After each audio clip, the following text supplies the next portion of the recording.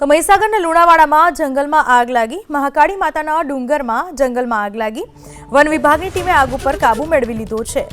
સદનસીબે આ આગમાં કોઈ પણ પ્રકારની જાનહાનિ નથી થઈ। લુણાવાડાના જંગલ વિસ્તારમાં આગ લાગી હતી। મહાકાળી માતાના ડુંગરના જંગલમાં આગ લાગી હતી। વન વિભાગની ટીમે આગ ઉપર કાબુ મેળવી લીધો છે। સાથે જ ફોરેસ્ટ વિભાગ પણ આ કામગીરીમાં જોડાયું હતું। ડુંગર ઉપર આગ લાગતા ફોરેસ્ટ તેમજ નગરપાલિકાએ આગ બુઝાવવાની કામગીરી કરી હતી।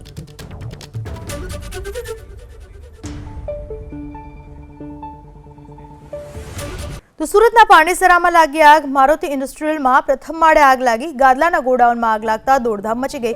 અંદાજિત લાખો રૂપિયાનું નુકસાન થયું। ફાયર બ્રિગેડની ટીમ ઘટના સ્થળ પર પહોંચી ચૂકી છે।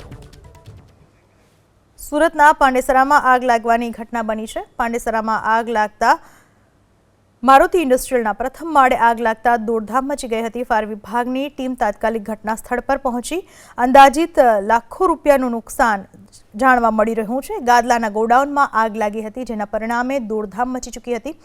સાથે જ દ્રશ્યોમાં એ પણ જોઈ શકાય છે કે જે વિસ્તાર છે એ સાંકડો હોવાને પરિણામે ફાયરની ટીમને પણ આગ બુઝાવવા માટે જવામાં મુશ્કેલી પડી હતી।